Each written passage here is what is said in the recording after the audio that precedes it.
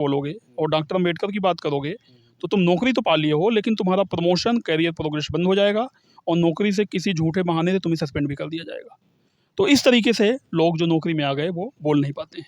इसीलिए दोहरा चरित्र आपको देखने को मिलेगा कि एक तरफ उच्च जाति का जो व्यक्ति है वो ईडब्ल्यूएस के आरक्षण का सपोर्ट करेगा, दूसरी तरफ एससी एसटी ओबीसी का आरक्षण का विरोध करेगा। मानव काशीराम कहते थे 3 नियम से होशियार रहना, मनी, मीडिया, माफिया।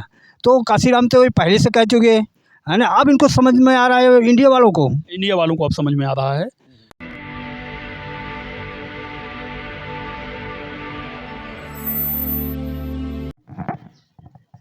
जय भीम, मैं मेवालाल और आप देख रहे हैं बहुजन समय। प्रोफेसर रघुनाथ सर जी हैं, ये दिल्ली में अशोक विहार में सत्यवती कॉलेज में पढ़ाते हैं। तो उनसे सामाजिक स्तर पे, राजनीतिक स्तर पे उनसे बहुत सारे हम सवाल करेंगे। तो सर, सबसे पहले आपको जय भीम। जय भीम मेवालाल जी, जय भीम। साथियों, ये हमारे प्रोफेसर जी हैं, तो कॉलेज में पढ़ाते हैं, तो इनसे ही बहुत सारे समस्या जो समाज में है उसी पर चर्चा करूंगा। सर, आप ये बताएं, आज हमारे समाज में प्रोफेसर की बहुत कमी है।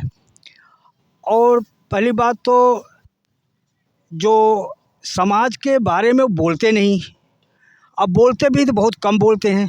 इसके पीछे कारण क्या है? में रिप्रेजेंटेशन ना होने पाए, इसके लिए उच्च जाति के लोगों ने तरीका निकाला कि हमारे ही समाज के लोग जो उनकी बातों को के हिसाब से चलेंगे, उनके विचार के हिसाब से चलेंगे, तो प्रतिनिधित्व देना उन्हें शुरू कर दिया। और जो सचमुच में समाज की लड़ाई करते हैं उनके साथ उनको इग्नोर करना, नकार देना या प्रतिनिधित्व ना देना, या उस मीटिंग में उस कमेटी का सदस्य ना बनाना जहाँ पर प्रतिनिधित्व वो कर सके। तो इस तरह का तरीका निकाला। तो इसके परिणाम स्वरूप अगर हम संक्षेप में बात करें तो आज की जो स्थिति है, स्थिति इस तरह की बन चुकी है कि जो समाज की बात करेगा उसे दंड स्वरूप कई तरह के प्रतिबंध लगाए जाएंगे। उदाहरण के लिए दिल्ली विश्वविद्यालय में, मतलब जैसे आपने सवाल पूछा कि एक तो हमारे प्रोफेसर की संख्या कम है, बहुत कम है, और दूसरे जो कुछ हैं भी तो वो सामाजिक मुद्दों पर बोल नहीं पाते, और जो बोलते भी हैं तो उनको व्यक्तिगत तौर पर टारगेट किया जाता है। उदाहरण के लिए अभी प्रोफेसर रतन लाल हैं, हिंदू कॉलेज में एसोसिएट प्रोफेसर हैं, बहुत योग्य व्यक्ति हैं, अम्बेडकर नामा चलाते हैं और समाज के मुद्दों पर बोलते भी हैं, लेकिन कॉलेज प्रशासन ने उनका प्रमोशन रोक दिया। इतने काबिल व्यक्ति का प्रमोशन सिर्फ इसलिए रोका गया क्योंकि वो सामाजिक मुद्दों पर बोलते हैं और अपने समाज के हितों को लेकर के कहीं कोई समझौता नहीं करते। इसी तरह एक दूसरा एग्जाम्पल अभी डॉक्टर रितु का, वो दिल्ली विश्वविद्यालय में धरना दी हुई हैं, और धरना दी हुई हैं क्योंकि वो दौलत राम कॉलेज में पढ़ाती थी और वहाँ की प्रिंसिपल ने उन्हें निकाल दिया नौकरी से। निकालने का वजह भी यही है कि वो सामाजिक संगठनों से जुड़ी हुई थी और अलग अलग मंचों में जा कर के सामाजिक जागरूकता काम करती थी। तो जो ना बोलने की वजह है वो पनिशमेंट है, जो भी बोलेगा उसे पनिश किया जाएगा, और जो नहीं बोलेगा, सामाजिक मुद्दों पर शांत रहेगा, उसके सारे काम इजी तरीके से हो जाएंगे। तो एक डर का माहौल तैयार किया गया पूरे दिल्ली विश्वविद्यालय में, और दिल्ली विश्वविद्यालय में अगर डर का माहौल हो गया तो ये डर का माहौल पूरे देश में है। डर का माहौल क्या है कि अगर तुम समाज की बात करोगे, सामाजिक मुद्दों पर बोलोगे और डॉक्टर अम्बेडकर की बात करोगे तो तुम नौकरी तो पा लिए हो, लेकिन तुम्हारा प्रमोशन, करियर प्रोग्रेस बंद हो जाएगा और नौकरी से किसी झूठे बहाने से तुम्हें सस्पेंड भी कर दिया जाएगा। तो इस तरीके से लोग जो नौकरी में आ गए वो बोल नहीं पाते हैं। अच्छा सर, आपने तो मेरे प्रश्नों का उत्तर पहले ही से दे दिया। मेरा प्रश्न भी यही था कि जो हमारे समाज के लोग नहीं बोलते, तो वो इसलिए नहीं बोलते कि जिस तरह से लक्ष्मण यादव हुए, प्रोफेसर रतन लाल हुए और रितु सिंह हुए, आपने तो उत्तर दे ही दिया। तो मेरा अगला सवाल रहेगा कि सर, आज विवाद बहुत चल रहा है ये कि हमारे देश का नाम भारत है या इंडिया है, क्या है? बाबा साहब अम्बेडकर हमेशा इस पक्ष में रहते थे कि इस देश में अंग्रेजी शिक्षा लाई जाए, और वो ज़्यादातर वो लोगों को प्रमोट भी करते थे। एक तो शहरीकरण की तरफ उनका जोर था कि हमारे लोग जो गांव में रह रहे हैं तो गांव से उठ करके शहरों में आए, और दूसरा अंग्रेजी शिक्षा की ओर उनका जोर था कि अंग्रेजी शिक्षा लें। इसमें दो तरह से समाज को गुमराह किया जाता है। एक तो समाज जो अंग्रेजी नहीं जानता, और तो उसको कहा जाता है कि हिंदी में पढ़ो, हिंदी में पढ़ करके तुम IAS तक भी बन सकते हो। दूसरी तरफ उच्च जाति के जो पढ़े लिखे लोग हैं, उच्च जाति में ज़्यादातर लोग पढ़े लिखे हैं, वो अपने बच्चों को सारी की सारी शिक्षा अंग्रेजी माध्यम से देते हैं। तो हमारे बच्चों को तो हिंदी कह करके और भारत कह करके सिर्फ गुमराह किया जाता है। वो अंग्रेजी का ट्यूशन नहीं ले सकते, फीस नहीं दे पाते, तो उनको इस तरह से कह दिया जाता है कि तुम अंग्रेजी पढ़ने का सपना ही छोड़ दो, क्योंकि हिंदी पढ़ के ही सब कुछ तुम बन सकते हो।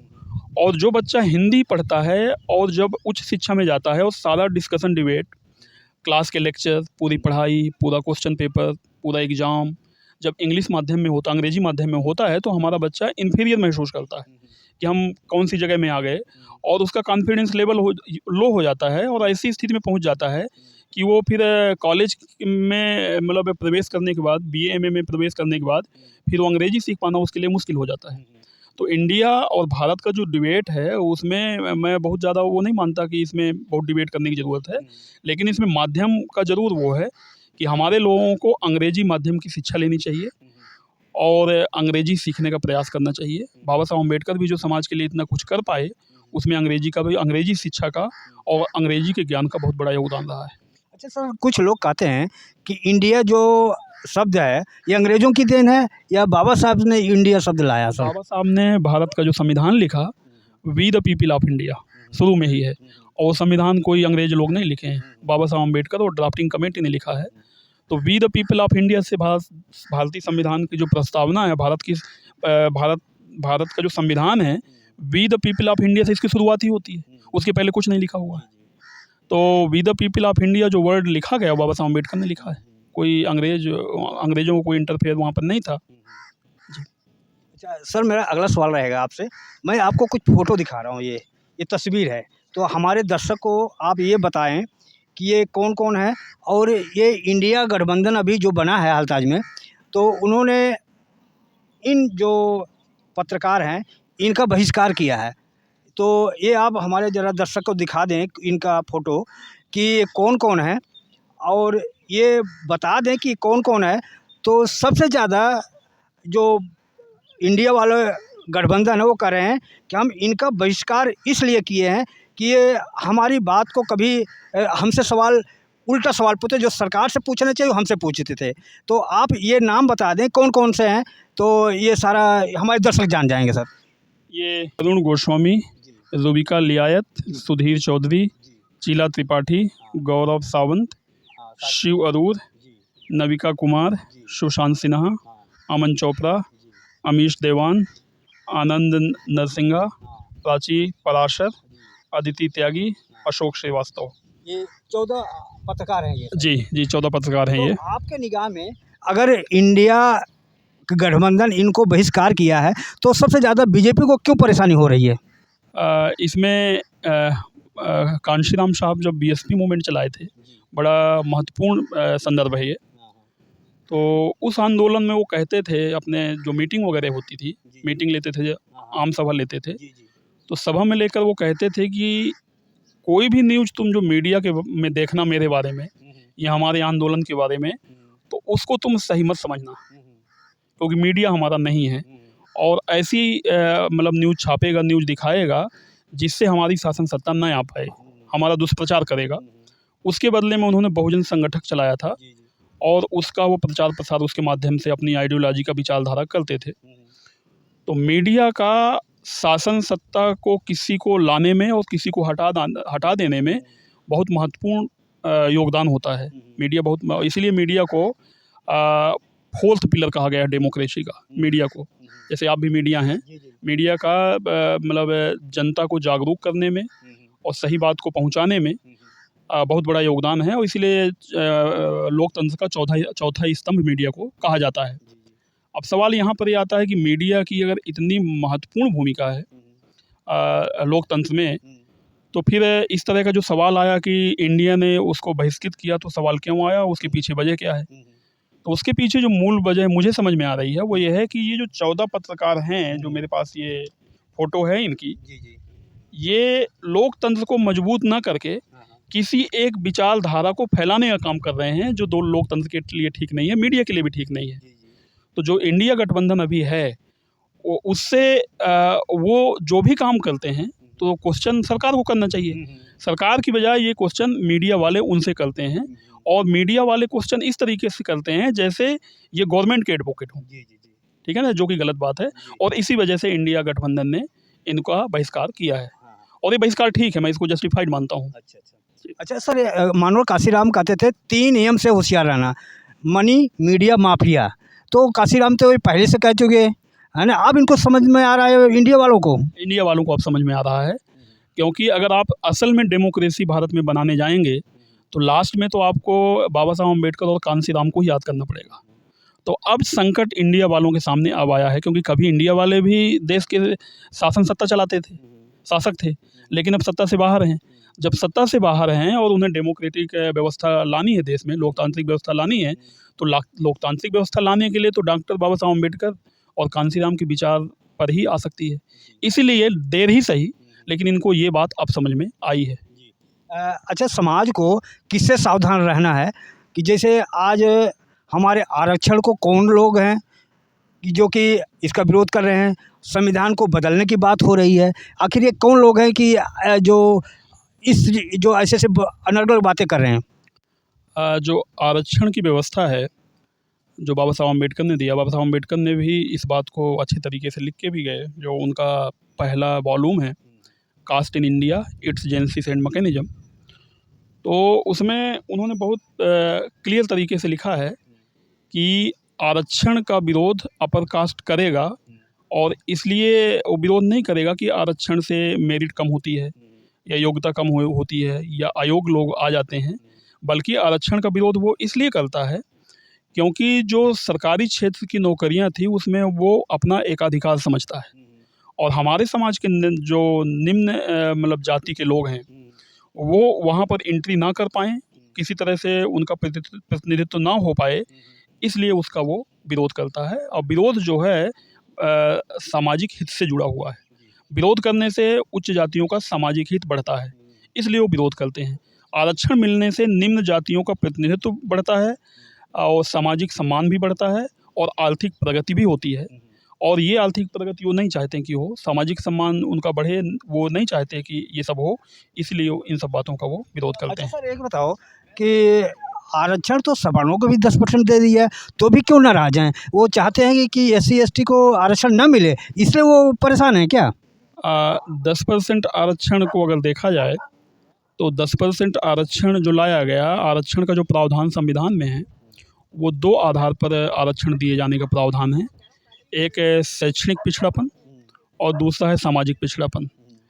आर्थिक आधार पर आरक्षण देने की बात संविधान में नहीं है। तो एक तो जो ये संविधान संशोधन किया गया बाद में, वो संविधान के बेसिस स्ट्रक्चर के साथ मतलब छेड़खानी है, जो कि संविधान की खंडपीठ बनी थी इंदिरा शाहिनी के केस में। उसमें संविधान पीठ ने कहा था कि संविधान में संशोधन हो सकते हैं, लेकिन संविधान का जो बेसिक स्ट्रक्चर है वो चेंज नहीं हो सकता। तो पहली बात तो ये जो आरक्षण आर्थिक आधार पर लाया गया, ये संविधान के बेसिक स्ट्रक्चर में छेड़खानी है, जो कि नहीं होनी चाहिए थी, और देश के लिए और पूरे डेमोक्रेटिक सिस्टम के लिए दुर्भाग्य की बात है।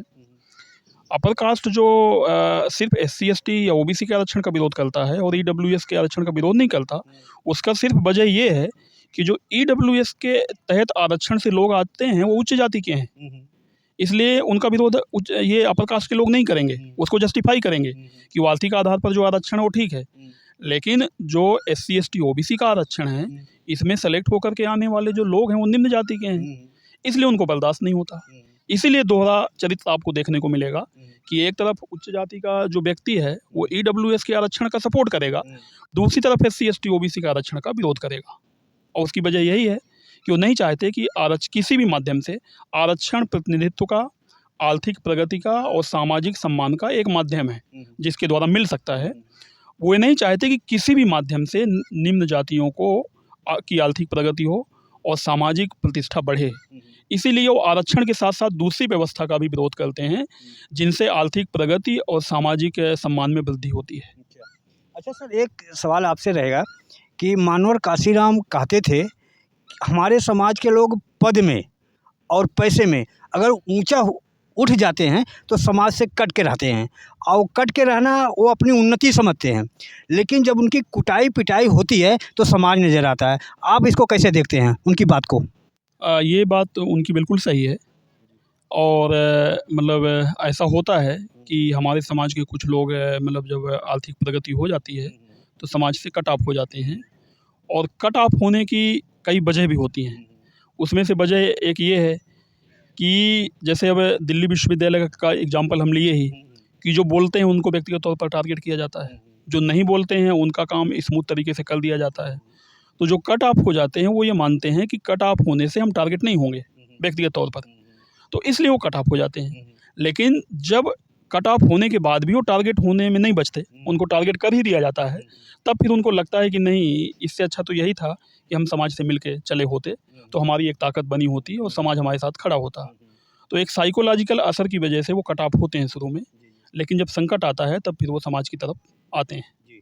अच्छा, कुछ लोगों का कहना है कि अगर आर्थिक रूप से सबको बराबर कर दिया जाए तो ये भेदभाव नहीं होगा, क्या ऐसा आप मानते हैं? इस पर डॉक्टर अम्बेडकर ने बहुत क्लियर कट कहा है कि अगर हम भारत देश में, क्योंकि एक ये हाइपोथेटिकल सवाल है, काल्पनिक सवाल है।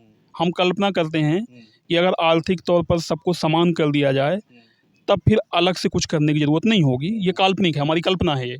लेकिन सच्चाई इस पर बाबा साहब अम्बेडकर बहुत पहले बोल गए हैं कि अगर इस देश में हम आर्थिक स्थिति देखें तो आर्थिक स्थिति सामाजिक स्थिति से बिल्कुल मैच करती है। जो उच्च जातियों में जहाँ पर मुख्य रूप से 4 वर्ण थे, ब्राह्मण सामाजिक तौर पर सबसे ऊंचा होता है और आर्थिक तौर पर भी सबसे ऊंचा होता है। इसके बाद क्षत्रिय आता है, क्षत्रिय ब्राह्मण से सामाजिक तौर पर नीचा है और आर्थिक तौर पर भी नीचा है। वैश्य उसके बाद आता है, वैश्य सामाजिक तौर पर भी नीचा है और आर्थिक तौर पर भी नीचा है। शूद्र इन सबसे नीचा है, तो सामाजिक तौर पर भी है, आर्थिक तौर पर भी है। तो सच्चाई अगर देखी जाए तो जो सामाजिक स्तर जिस व्यक्ति का जो है वही आर्थिक स्तर भी है, और जो सामाजिक स्तर है आर्थिक स्तर को मेंटेन करने में मदद करता है। अगर हम उच्च जाति के हैं तो हम गरीब भी हो गए तो कहीं पर हम बैठ जाएंगे और 1000, 2000, 5000 हमको बिना कुछ काम किए मिल जाएंगे।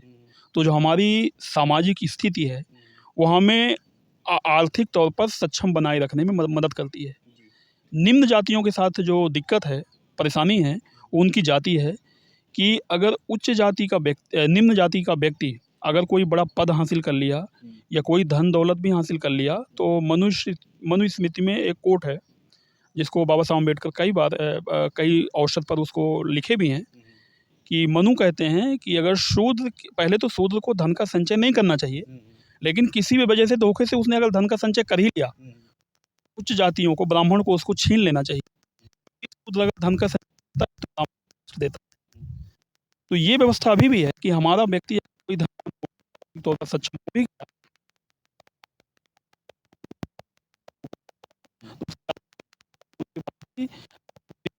टाइम नहीं लगता है।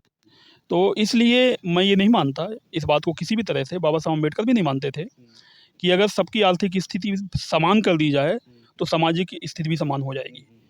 बल्कि इसका उल्टा है कि अगर सामाजिक तौर पर सबको समान कर दिया जाए, कोई भेदभाव ना हो, तो आर्थिक स्थिति अपने आप ठीक हो जाएगी, क्योंकि आर्थिक स्थिति सामाजिक स्थिति को फॉलो करती है, उसके पीछे पीछे चलती है। एक उदाहरण तो जगजीवन राम भी है ना, वो आर्थिक रूप से बहुत मजबूत थे, लेकिन उनको मंदिर में गए थे अनावरण करने के लिए, तो 101 घड़ा से गंगा जल से धोया गया था। केवल जगजीवन राम ही नहीं, जगजीवन राम तो उदाहरण हैं ही अपने आप में, वो बहुत बड़े उस टाइम के लीडर थे, तो उदाहरण हैं ही अपने आप में। लेकिन हमारे अभी राष्ट्रपति का जो पद होता है वो हमारे देश में सबसे सर्वोच्च सम्मान का पद होता है। इवन प्रधानमंत्री भी जो देश का शासन चलाते हैं वो राष्ट्रपति की अनुमति से और उनके परमिशन से चलाते हैं। रामनाथ कोविंद अभी उड़ीसा के जगन्नाथ मंदिर में गए थे, तो मेन जो गर्भगृह था वहाँ के पुजारी ने उनको धक्का दे करके किनारे कर दिया था राष्ट्रपति को। तो राष्ट्रपति का जो अपमान किया गया, राष्ट्रपति कोई पैसे से कमज़ोर नहीं थे और पद में वो देश के प्रथम नागरिक कहलाते हैं, सर्वोच्च पद में थे, लेकिन उनके साथ जो भेदभाव हुआ वो जाति के आधार पर हुआ, क्योंकि वो निम्न जाति के थे। दूसरा एग्जाम्पल है कि जब अभी कानपुर के वो रहने वाले थे, कानपुर देहात में गए थे, उनके लिए सरकार ने उनके सम्मान में एक ट्रेन चलाई थी कि आप जाएंगे तो आपके गांव तक हम ट्रेन चलवाएंगे। लेकिन जब वो लौट के आए तो उनके घर परिवार के लोगों के साथ उच्च जाति के लोगों ने अन्याय अत्याचार किया, एट्रोसिटीज किया, और दुर्भाग्य की बात रही कि उनका केस, उनके फैमिली का केस SC/ST एक्ट के तहत दर्ज नहीं हो पाया। तो इसको कहते हैं जातिगत भेदभाव, कि आप कितने भी पैसे में बड़े हो जाएं, देश का कितना भी सर्वोच्च पद हासिल कर लें, लेकिन फिर भी जातिगत भेदभाव से आप वंचित नहीं रह पाएंगे। और बाबा साहब इसीलिए कहते थे, अंग्रेजी में वो है कि hours is battle not for power, not for wealth, but for the reclamation of human personality. तो हमारी जो लड़ाई है ये धन इकट्ठा करने के लिए नहीं है, पद इकट्ठा करने के लिए नहीं है, बल्कि जो मानवीय गरिमा है और सम्मान है उसको प्राप्त करने की है। जी। सर मैं एक लास्ट सवाल आपसे पूछ रहा हूँ कि शंकराचार्य ने 1980 में एक बात कही थी कि अगर हरिजन को मंदिर में जाना है, जाते हैं तो उनको मंदिर में जाने की ज़रूरत नहीं, ऊपर जो कलश होता है उसको देख लें तो उनको भरोसा हो जाना चाहिए कि भगवान का दर्शन कर लिया। तो ये शंकराचार्य का कहना है। तो आप बताओ, ये शंकराचार्य हिंदू का पूरा श्रेष्ठ होते हैं, तो ये कहना कितना उचित है? इस पर डॉक्टर बाबा साहब अम्बेडकर ने मतलब जैसे जो पूरा आप अगर देखेंगे, जो हमें जो निम्न जाति के लोग हैं, जब उनके अधिकार की बात शुरू हुई तो बात ये 1928 से शुरू हुई साइमन कमीशन के साथ। 1930 गोलमेज सम्मेलन हुआ, उसमें डॉक्टर अम्बेडकर ने दलितों के लिए, जो शेड्यूल कास्ट कहलाते हैं, बाद में संविधान में शेड्यूल कास्ट वर्ड शब्द उन्हें दिया गया, उनके लिए उन्होंने अलग से अधिकार की मांग रखी। गांधी जी थे, उन्होंने विरोध किया, ये हिंदू के ही पार्ट हैं, इसलिए इनको अलग से अधिकार की ज़रूरत नहीं है। गांधी जी मुस्लिमों को अलग से अधिकार देने के विरोध में नहीं थे, सिखों को अलग से अधिकार देने के विरोध में नहीं थे, एंग्लो इंडियन जो थे उनको अलग से अधिकार देने के विरोध में नहीं थे, लेकिन दलितों को अलग से अधिकार वो नहीं देना चाहते थे। तो डॉक्टर अम्बेडकर ने वहाँ पर पुरजोर लड़ाई लड़ी और कही कि ये तो हिंदू के पार्ट हैं, लेकिन हिंदू होते हुए भी इनको हिंदू के जो अधिकार मिलने चाहिए, सम्मान मिलना चाहिए, वो नहीं मिला हुआ है, इसलिए इनको अलग से अधिकार देने की ज़रूरत है। बाद में बाबा साहब अम्बेडकर ने उनको बौद्ध धर्म दिया और पहली प्रतिज्ञा जो डॉक्टर अम्बेडकर की है कि मैं ब्रह्मा विष्णु महेश को ईश्वर नहीं मानूंगा। तो हमारे समाज के लोगों को बाबा साहब अम्बेडकर ने धर्म भी अलग दे दिया। तो अगर हिंदू का शंकराचार्य कहता है कि दलितों को मंदिर में अगर गए हैं तो वो देख करके ही कलश देख करके उनके दर्शन हो गए, तो ऐसे धर्म में तो दलितों को जाना ही नहीं चाहिए, पहली बात। क्योंकि डॉक्टर बाबा साहब अम्बेडकर ने दलितों का धर्म कौन सा होना चाहिए, निम्न जाति के लोग हैं उनका धर्म कौन सा होना चाहिए, वो धर्म भी दे के गए हैं। और उस धर्म में देने के साथ उन्होंने कह भी दिया कि ब्रह्मा विष्णु महेश को मैं देवता नहीं मानता। तो ये अपने लोगों के लिए समझने वाली बात है कि ऐसे मंदिर में जिन्होंने अछूत घोषित किया, अन्याय अत्याचार किया, ठीक है, आर्थिक स्थिति पर मतलब इतना मजबूर बना दिया, सामाजिक स्थिति निम्न सामाजिक स्थिति का दर्जा दिया गया, तो ऐसे मंदिर में जाने की ज़रूरत ही नहीं होनी चाहिए। समाज को जागरूक इतना होना चाहिए कि मंदिर का खुद ही वो परित्याग कर दें, मंदिर में जाने की वजह से अछूत हैं वो। अच्छा सर, क्या आज भी जातिवाद छुआछूत है? बिल्कुल जातिवाद छुआछूत है, इसका रूप बदला है। गांव में अगर आप जाएंगे तो जो ब्राह्मण होते हैं और कोई अगर अनपढ़ व्यक्ति है निम्न जाति का, तो उसको कुर्सी में बैठने के लिए नहीं बोलेगा, घर चला गया तो किसी तरह से मतलब कुर्सी के अलावा भी कहीं बैठने के लिए नहीं बोलेगा, और भी डिस्टेंस मेंटेन करेगा कि कहीं टच ना हो जाए छुआछूत का। जो शहरों में है, दिल्ली जैसे शहर में, वहाँ पर इस तरह का कुर्सी में बैठने के लिए और इस तरह का तो नहीं करेंगे, लेकिन वहाँ पर एक अलग तरह का भेदभाव होता है कि किसी तरह से ये हमसे मिक्सअप ना हो हमारे ग्रुप में।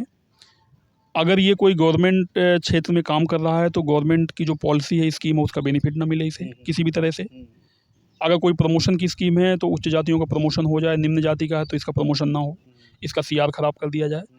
तो भेदभाव का रूप क्लियर कट मतलब छुआछूत तो कम हो गया है, उस तरह से नहीं होता है, लेकिन नुकसान और पर व्यक्तिगत तौर पर टारगेटिंग अभी भी होती है। सर SC ST के लोग जब SC ST का बात उठाते हैं, उनके हक अधिकार की बात करते हैं, तो मनवादी लोग कहते हैं कि हिंदुओं को बांट रहे हैं।